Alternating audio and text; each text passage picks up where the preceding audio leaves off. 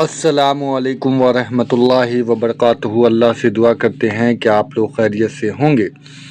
15 صابان کی رات، مغفرت، فضیلت، جھوٹ، بے نقاب، جعلی احادیث اور ڈاکٹر طاہر القادری بابا جانی طارق جمیل کی باتیں جو سامنے آئی ہیں اس پر علی مرزا نے روشنی ڈالی ہے، اور ان لوگوں نے جو بھی باتیں اگر حدیث کے حوالے سے بتایا ہے تو اس کے بارے میں علی مرزا نے بھی یہ جعلی احادیث کی بات کی ہے، اور یہ ضعیف ہے۔ بیسیکلی یہ ایسی کوئی ہے نہیں، اس کو بنایا گیا ہے، ایسا علی مرزا کا کہنا ہے۔ کیونکہ ایک واقعہ علی مرزا نے بتایا ہے آپ صلی اللہ علیہ وآلہ وسلم کا، کہ وہ اٹھ کے رات میں جب قبرستان گئے تھے اور ان کے پیچھے اماں عائشہ جو گئی تھی، تو اس سے ریلیٹڈ کچھ باتیں سامنے رکھی ہے، اور وہ باتیں کیا ہے آپ اس ویڈیو میں دیکھیں گے اور آپ کو پتہ چلے گا کہ یہ جو شب برات کا معاملہ ہے اور جو رات میں لوگ عبادت کرتے ہیں، عبادت کرنی کوئی بری چیز نہیں ہے، لیکن پرٹیکولر کوئی دین کو اگر اپنے من سے یا اپنے قرآن اور حدیث میں نہیں ہے، اور اگر آپ صلی اللہ علیہ وسلم نے اس چیز کے بارے میں اپنے صحابہ سے یا کہیں پر باتیں نہیں کی ہے، تو اس سے ریلیٹڈ یہاں پر کوشچن مارک ہوتا ہے۔ اور اللہ سے بہتر کون جانتا ہے کہ یہ جو معاملہ ہے وہ کیا ہے، اور جو اللہ اور اللہ کے رسول نے بتایا اور جو صحابہ نے بتایا، تو جو چلتا آ رہا ہے وہ اس حساب سے یہ جو شب برات کی جو بتاتے ہیں وہ احادیث وہ ضعیف ہے۔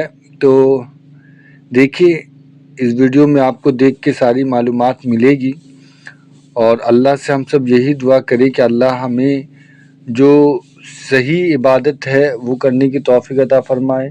اور عبادت تو بالکل کرنی چاہیے انسان کو، نماز، قرآن، اور وہ جو 5 وقت کا نماز فرض ہے وہ انسان کو پڑھنی چاہیے، قرآن شریف کی تلاوت کرنی چاہیے۔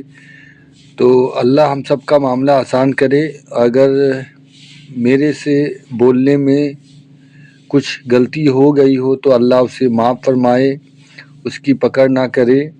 اللہ سے یہی دعا کرتے ہیں کہ اللہ ہم سب کو حق بات بولنے، حق بات سننے اور حق بات دوسرے تک پہنچانے کی توفیق عطا فرمائے، اور جو بھی جانے انجانے میں غلطی ہو اللہ اسے معاف فرمائے۔ آمین ثم آمین۔ جو شب برات کے حوالے سے ایک مشہور ترین حدیث پیش کی جاتی ہے وہ بھی میں ڈسکس کر لیتا ہوں۔ وہ جامع ترمذی میں ہے، سنن ابن ماجہ میں ہے، مشکات کے اندر بھی موجود ہے، اور یہ حدیث سب سے مشہور ترین حدیث ہے جس کو سارے لوگ کوٹ کر رہے ہوتے ہیں، خواہ وہ ڈاکٹر طاہر القادری صاحب ہو، خواہ مولانا طارق جمیل صاحب ہو، باپا جانی الیاس قادری صاحب ہو، سب اس حدیث کو وہ کہتے ہیں جی دیکھیں جامعہ ترمذی میں یہ حدیث آئی ہوئی ہے، سنن ابن ماجہ میں آئی ہوئی ہے کہ نبی الاسلام ایک رات بقیع غرقد قبرستان میں چلے گئے اور سیدہ عائشہ آپ کے پیچھے چلی گئی کہ آپ علیہ السلام اچانک اٹھ کے کہاں چلے گئے، تو نبی الاسلام نے فرمایا کہ عائشہ تم نے گمان کیا کہ اللہ کے رسول تمہارے ساتھ کوئی خیانت کریں گے، یعنی میں کسی اور بیوی کے پاس نہیں گیا، میں تو اس رات بقیع غرقد قبرستان آیا ہوں، اور یہ آج 14 اور 15 کی جو درمیانی رات ہے شعبان المعظم کی، یہ ایسی رات ہے جس میں اللہ تعالی بنی کلب جو ایک قبیلہ تھا عرب کا بہت بڑا، اس کی بکریوں کے بالوں سے بھی زیادہ لوگوں کی مغفرت کرتا ہے، تو میں اہل بقی کے لیے دعا کرنے آیا۔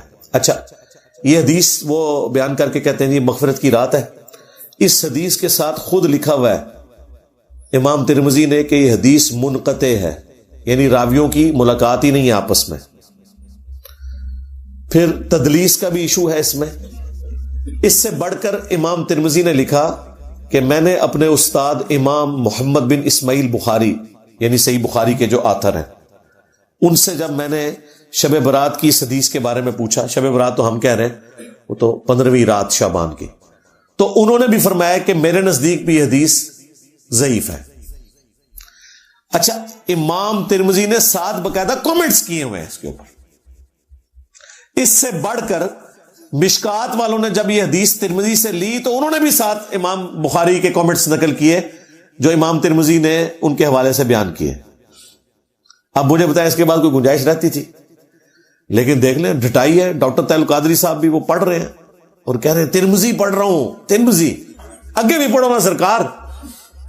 بس حدیث بیان کر کے نا جو اگلا حصہ تھا نا کہ جو امام ترمذی نے لکھا کہ یہ روایت درست نہیں ہے، امام بخاری بھی اسے صحیح نہیں سمجھتے، اس میں راویوں کی ملاقات ہی نہیں، منقطع ہے، وہ انہوں نے آنکھوں سے پڑھی، زبان سے نہیں پڑھی، بس اس کے بعد کتاب بند کر دی۔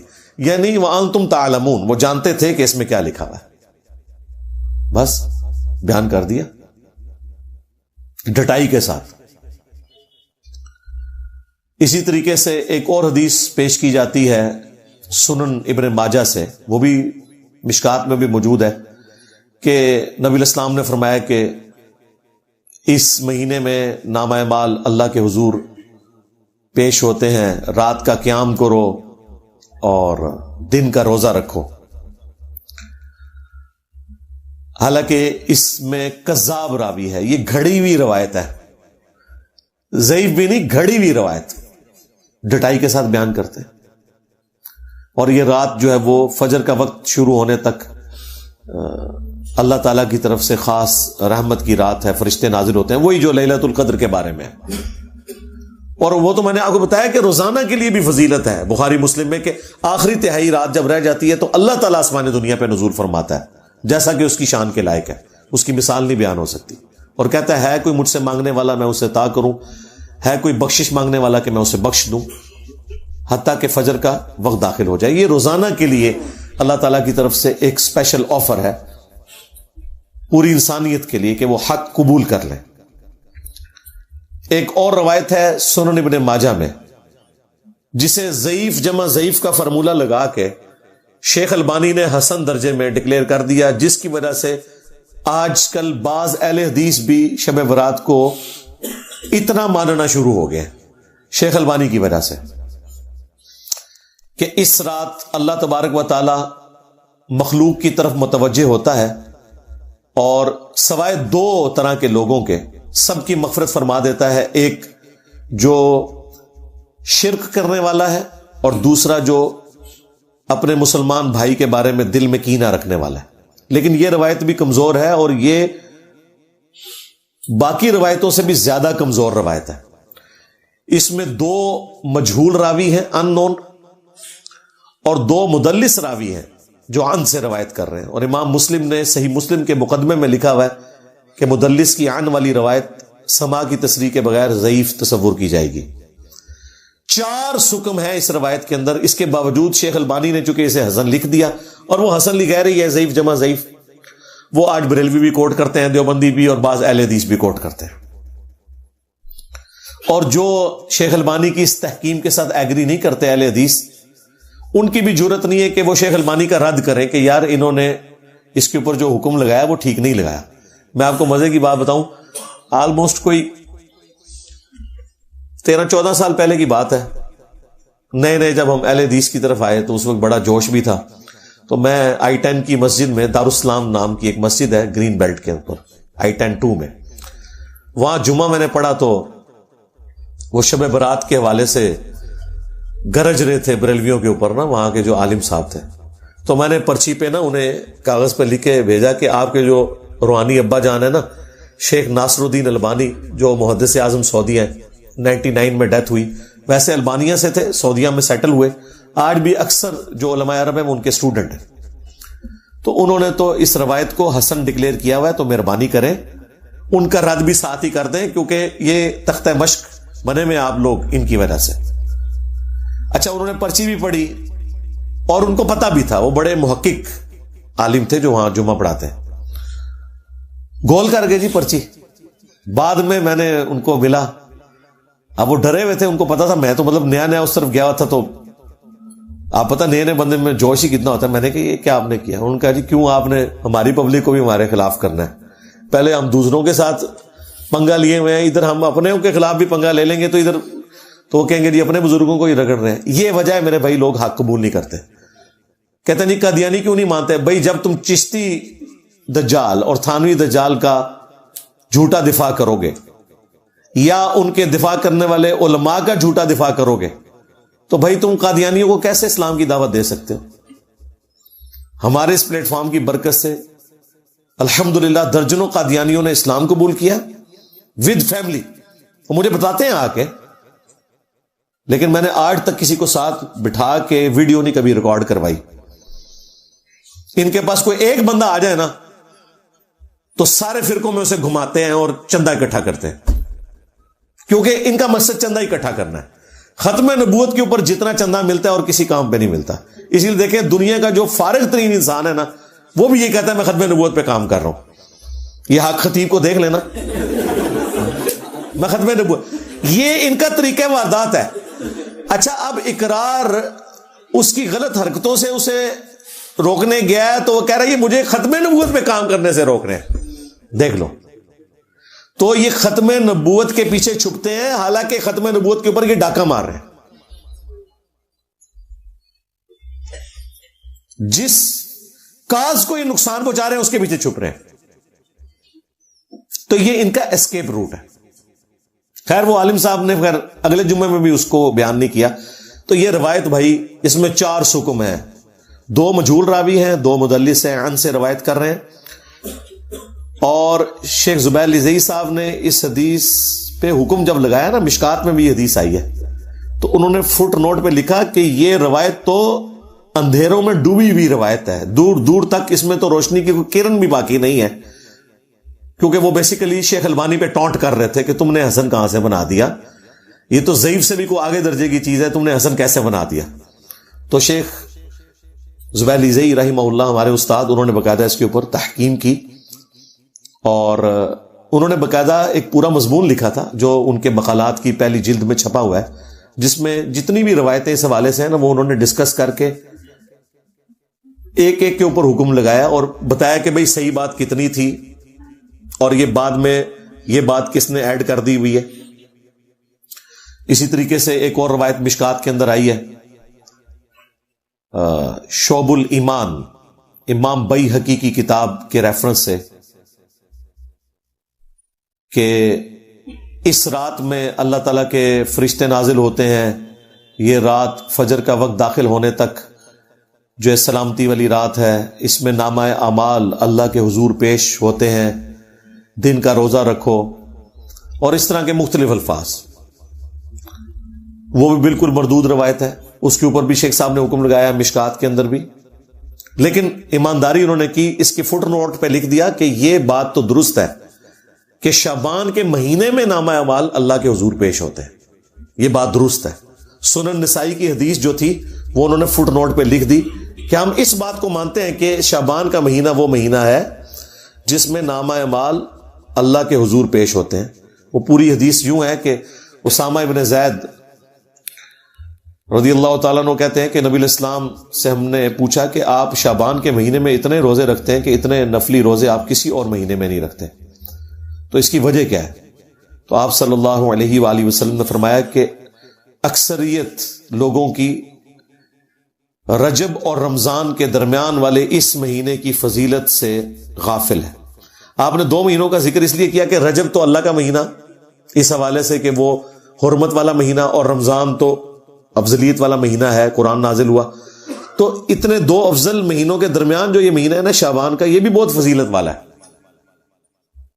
پھر آپ علیہ السلام نے فرمایا کہ اس مہینے میں اللہ کے حضور نامہ اعمال پیش ہوتے ہیں, اور میری خواہش ہے کہ جب میرا نامہ اعمال اللہ کے حضور پیش ہو تو میں روزے کی حالت سے ہوں, اس لیے میں روزے رکھتا ہوں کثرت سے.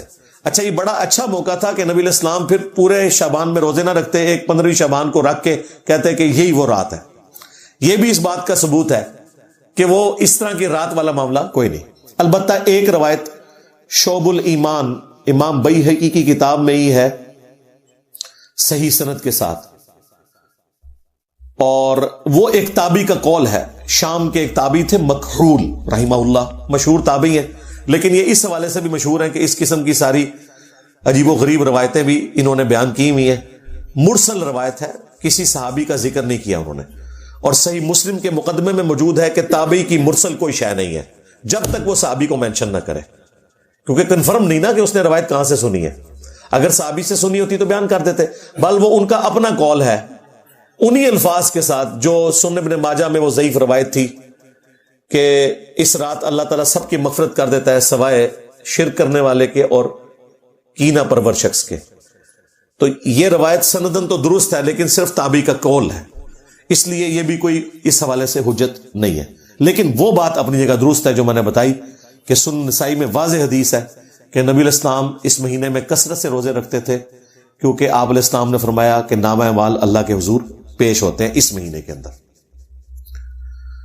بلکہ صحیح بخاری اور صحیح مسلم دونوں میں موجود ہے کہ نبی صلی اللہ علیہ وآلہ وسلم رمضان کے بعد سب سے زیادہ روزے جس مہینے میں رکھتے تھے وہ شعبان کا مہینہ ہوتا تھا.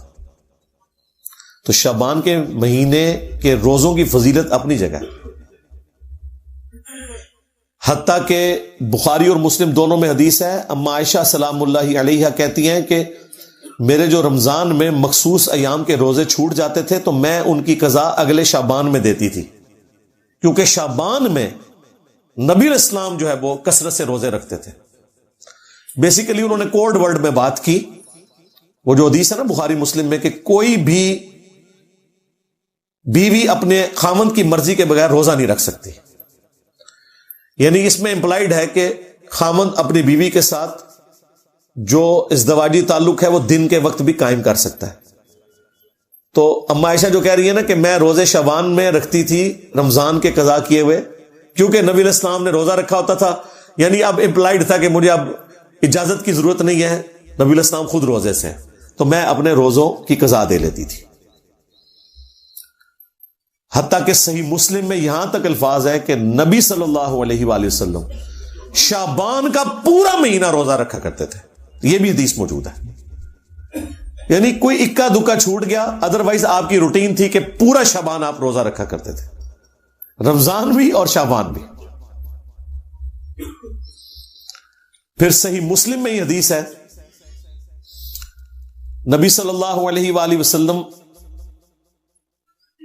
ہر پیر کو اور ہر جمعرات کو بھی روزہ رکھا کرتے تھے.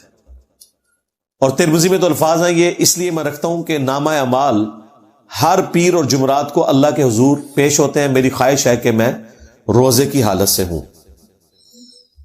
ایک اور حدیث بھی ہے مسلم میں کہ نبی علیہ السلام پیر کا روزہ اس لیے رکھتے تھے فیہ ولدت وفیہ انزل علیہ, کہ اس دن میں پیدا ہوا, اس دن مجھ پہ پہلی دفعہ وحی نازل ہوئی. وہ بھی ہے ایک پیر اور جمعرات والی بھی ہے کہ نامہ اعمال اللہ تعالیٰ کے حضور پیش ہو.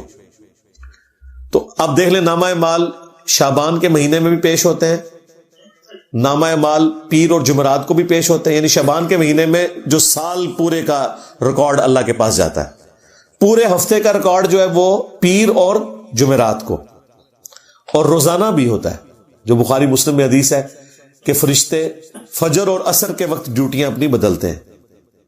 فجر والے فرشتے جب عصر کے وقت واپس جاتے ہیں, اللہ تعالیٰ سب کچھ جانتا ہے, اس کے باوجود پوچھتا ہے کہ میرے بندوں کو کس حال میں پایا, تو وہ کہتے ہیں کہ گئے تھے تو فجر پڑھ رہے تھے, آئے تھے تو عصر پڑھ رہے تھے. اس طرح عصر والے جب فجر کے وقت واپس جاتے ہیں وہ کہتے ہیں جب ہم گئے تھے عصر پڑھ رہے تھے, وہ جب واپس آئے تو فجر پڑھ رہے تھے. فرشتے بھی انسانوں کی خدمت میں لگائے ہوئے اللہ تعالیٰ نے. اللہ تعالیٰ نے انسانوں کو سب سے زیادہ سیریس لیا ہوا ہے اس کائنات میں, اور انسانوں نے سب سے زیادہ نان سیریس اپنے رب کو لیا ہوا ہے. یہ کتنی خطرناک بات ہے. اللہ کے نزدیک سب سے زیادہ سیریس مخلوق انسان ہے, فرشتے اس کی خدمت میں لگے ہوئے ہیں. تو نامہ اعمال پیر اور جمعرات کو بھی ہر ہفتے, پھر سال کے بعد بھی شعبان کے مہینے میں, اور روزانہ بھی فجر اور عصر کے وقت. یعنی یہ میں نے آپ کو وہ ساری روٹین بتا دی جو اللہ تعالیٰ کے حضور پیشی ہوتی ہے. تو نبی علیہ السلام اس لیے روزوں کا اہتمام شعبان میں زیادہ کیا کرتے تھے. یعنی آپ کے 11 روزے تو کنفرم ہوتے تھے ہر مہینے کے. 8 تو آپ کر لیں پیر اور جمعرات. 4 دفعہ سوموار کا دن آتا ہے, 4 دفعہ جمعرات کا دن. 8 روزے یہ, اور 3 ایام بیز کے 13, 14 اور 15. جب خوب روشن ہوتا ہے نا چاند, ایام بیز اسے کہتے ہیں. 3 یعنی چاند جب گول ہونے کے روزے ہیں. یہ نبی الاسلام کی روٹین میں تھے. ایون سنن نسائی میں یہاں تک آیا کہ نبی الاسلام سفر میں بھی یہ روزے رکھا کرتے تھے ایام 20 کے. ویسے آپ نے اجازت دی ہوئی ہے, صحیح مسلم میں حدیث ہے کہ جو شخص مہینے میں 3 روزے رکھ لے وہ اسی طریقے سے ہے گویا اس نے ہمیشہ کے روزے رکھے, اور اس میں کوئی قید نہیں کہ آپ نے کب رکھنے, 3 روزے مہینے میں. اور اس کا بھی آسان ورژن میں نے آپ کو بتا دیا ہے کہ شوال کے 6 روزے رکھ لیں, وہ بھی صحیح مسلم میں ہے رمضان کے بعد, تو وہ بھی پوری زندگی کے روزے ہیں. ہر مہینے بھی 3 رکھنے کی ضرورت نہیں, لیکن اگر رکھنا چاہتا ہے بہت اچھی بات ہے. بخاری مسلم میں حدیث ہے, ابو ہریرہ رضی اللہ تعالی عنہ کہتے ہیں کہ نبی الاسلام نے مجھے 3 نصیحتیں کی تھی. نمبر 1, مہینے میں 3 روزے ضرور رکھنا, کوئی سے 3 دن, بہتر ہے اس میں ایام 20, 13, 14, 15.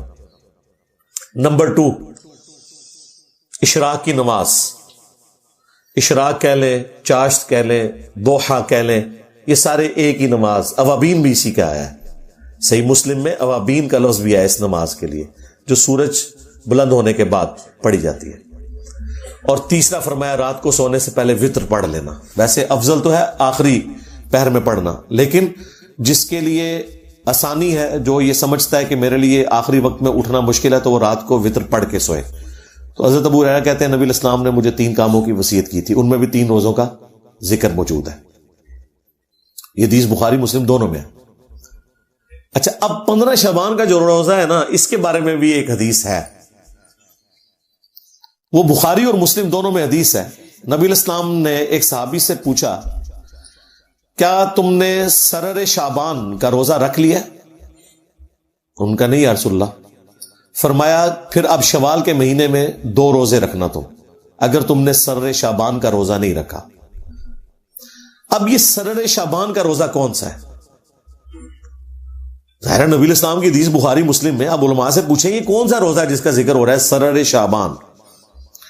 سرر عربی زبان میں کنارے کو بھی کہتے ہیں اور سینٹر کو بھی کہتے ہیں, ہالو چیز کو. اس سے مراد کنارے کے روزے بھی ہو سکتے ہیں,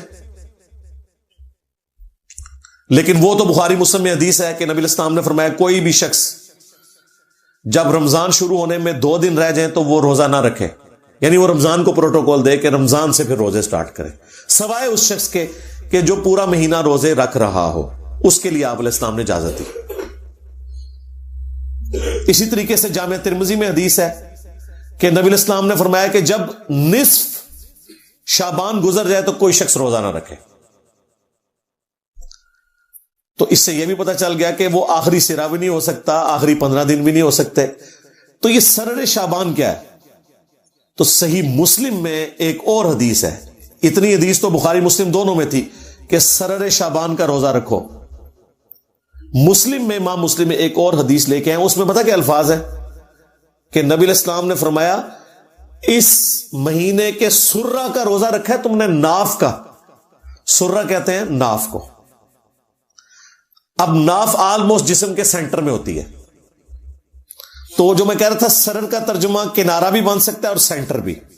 مسلم شریف میں واضح الفاظ ہیں سرہ, ناف, نیول انگلش میں ہم کہتے ہیں, اس کا روزہ. تو یہ جو ناف کا روزہ ہے یہ 15 شعبان کا روزہ ہی بنتا ہے. اور عموماً تو میں نے آپ کو کئی احادیث بتا دی ایام 20 کے روزوں سے متعلق کہ نبی علیہ السلام تو 13, 14, 15 خواہ وہ شعبان کی ہو, خواہ وہ شوال کی ہو یا اور کسی مہینے کی, یہ 3 روزے تو آپ نے رکھنے تھے اور وہ آپ کی روٹین تھی, خاص سفر ہو حضر ہو. 15 شعبان کا روزہ ویسے بھی عمومی سنت میں بھی آتا ہے, لیکن اسپیسیفکلی بخاری مسلم کی جو احادیث ہیں اس پہ گواہ ہیں کہ سرر شعبان یا سرہ کا روزہ 15 شعبان کا نبی علیہ السلام نے تلقین فرمایا کہ یہ رکھنا ہے. یہ 15 شعبان کا روزہ بنتا ہے. اس روزے کا شب برات کے روزے سے کوئی تعلق نہیں ہے. ان دو چیزوں کو مکس نہیں آپ نے کرنا. جس طرح وہ آیت ادھر سے اٹھاتے ہیں, حدیث ادھر سے اٹھاتے ہیں, پھر اس کو جوڑ کے رزلٹ نکالتے ہیں, اور دونوں طرف پھر ایکسٹریم رویے ہیں. جب ہم اہل حدیث کو قائل کرتے ہیں, حالانکہ خود انہوں نے ترجمے کیے ہوئے ہیں, وہ کہتے ہیں نہیں اس سے تو پھر بریلوی 15 شعبان کا روزہ نکال لیں گے. بھئی ان کو چھوڑیں, آپ اپنی بات کریں. وہ تو کل کو آپ پھر مسلم کی حدیث کا انکار کر دیں گے کہ نبی الاسلام نے اپنی پیدائش کی خوشی میں روزہ رکھا کہ جی وہ بریلوی کہیں گے جی میلاد منانا ثابت ہو گیا. تو ثابت ہے نا یار, اس میں کون سا مسئلہ ہے؟ جو قرآن و سنت میں آیا اس کو مانو, اور جتنا آیا مانو. بریلوی بھی یہ نہ کریں کہ وہ سرر شعبان یا سرہ کا روزہ لے کے تو وہ کہیں جی شب برات کا روزہ ثابت ہو گیا. بھئی اس طرح کرنے سے روزے نہیں ثابت ہوتے. جتنی بات ہے ہم اس کو مانتے ہیں, ایکسپٹ کرتے ہیں, اور پوری ایمانداری کے ساتھ اسے پبلک کے سامنے رکھتے ہیں. تو یہ روزہ خود بھی رکھیں, گھر والوں کو بھی رکھوائیں, اس اعتبار سے کہ نبی الاسلام نے اس کی ترغیب دلائی ہے. اور دیکھیں کس حد تک ترغیب ہے کہ اس میں آگے الفاظ ہیں کہ اگر تم نے نہیں رکھا تو شوال میں 2 روزے اس کے بدلے میں رکھنا. تو وہ بعض اہل حدیث جو ماننے کے لیے تیار نہیں, وہ کہتے ہیں نہیں اس سے مراد وہ 3 روزے تھے نا, وہ نہیں رکھے تھے, تو آپ نے فرمایا کہ چلو شوال میں رکھ لینا. بھئی اگر 3 کے بدلے ہوتا تو پھر حضور کہتے 3 روزے رکھو, 2 کا ذکر کیوں ہے؟ ایک جو ہے وہ اس کے بدلے میں, اور دوسرا پینلٹی کے طور پر. لیکن یہ ساری نفلی عبادتیں ہیں, ان کے اوپر کوئی واجبیت والا معاملہ نہیں, یہ صرف ترغیب کے لیے. اچھا, یہ جو میں نے رزلٹ نکالا ہے نا, یہ نہ سمجھیے گا کہ یہ میں نے کوئی ڈسکوری کر لی ہے کوئی اس طرح کی. میرے دنیا میں چھوڑے جانے سے پہلے بھی ایسے لوگ موجود ہیں جو 15 شعبان کے روزے کو بخاری مسلم کی ان احادیث کے تحت سنت سمجھتے ہیں. وہ اہل حدیث فرقے سے ہی ایک نکلا ہوا گروہ ہے جماعت المسلمین کا. خارجی ہیں, مسلمانوں کی تکفیر کرتے ہیں, لیکن وہ اہل حدیث پلس ہیں, یعنی اہل حدیث سے بھی اگلا ورژن ہے سختی کے اعتبار سے. اہل حدیث پلس ہیں, بس کچھ چیزیں ان کی بہت اچھی ہیں. مثلا وہ نماز جو ہے وہ بڑے سکون سے رفع الیدین سے پڑھتے ہیں, اسی طریقے سے سکتے کرتے ہیں, وہ بھی وہی موقف رکھتے ہیں کہ جب قرآن پڑھا جا رہا ہے تو آپ نے پیچھے فاتحہ نہیں پڑھنی بلکہ سکتے کرنے ہیں اور اس میں فاتحہ پڑھنی ہے, قرآن آپ نے سننا ہے. کچھ چیزیں بہت ان کی اس حوالے سے بہتر ہیں. مٹھی کے بعد داڑھی کاٹنے کے بھی قائل ہیں, اور داڑھی رنگنے کے اوپر بھی بہت زور ہے. اس معاملے میں ان کا بھی یہی موقف ہے کہ سرر شعبان کا جو روزہ بخاری مسلم میں آیا ہے یا سرہ کا, اس سے مراد 15 شعبان کا روزہ ہے, اور وہ اس چیز کا اہتمام کرتے ہیں. بہتر تو یہ کہ شعبان میں جتنے روزے آپ رکھ سکتے ہیں رکھیں, 13, 14, 15 3 روزے رکھ لیں. 3 نہیں رکھ سکتے ایٹ لیسٹ 15 شعبان کا روزہ ضرور رکھیں, تاکہ رمضان کے روزوں کے آنے سے پہلے ایک تھوڑا سا آپ کی پریکٹس والا معاملہ بھی ہو جائے, اور یہ ایک فضیلت بھی اس حوالے سے آپ کو حاصل ہو جائے کہ نبی الاسلام نے اس روزے کی ترغیب دلائی ہوئی ہے. میں نے کوشش کی کہ مختصر سے وقت کے اندر آپ کے سامنے ایک ٹوٹل پکچر اس حوالے سے رکھ دی جائے, تاکہ یہ جو ٹاپک ہے یہ بھی اپنے منطقی انجام تک پہنچ جائے. تو بات میں نے سٹارٹ کی تھی شب برات سے, اور اینڈ اس بات پہ کی کہ جو چیزیں ثابت ہیں, جس طرح 15 شعبان کا روزہ, اور وہ بھی شب برات کی وجہ سے نہیں ویسے سنت ہے. اسی طریقے سے شعبان کے مہینے میں نامہ اعمال کا پیش ہونا, اور وہ بھی ایک خاص رات میں نہیں پورے مہینے میں. جو چیز ثابت تھی وہ نے بتائی, حتیٰ کہ میں نے مقبول تابعی کا بھی آپ کو قول بتا دیا کہ کوئی کہ جی یہ چیز چھوڑ دی تھی, یہ تو موجود تھا, اس کو تو آپ سندن صحیح مانتے تھے, میں نے اس کو بھی ڈسکس کر لیا. کوئی ہمیں بعد میں گلا اس حوالے سے نہ کرے. صلو علی محمد وآل محمد, اللہم صلی علی محمد وعلی آل محمد واصحاب محمد وازواج محمد وامت محمد اجمعین الی یوم الدین, آمین.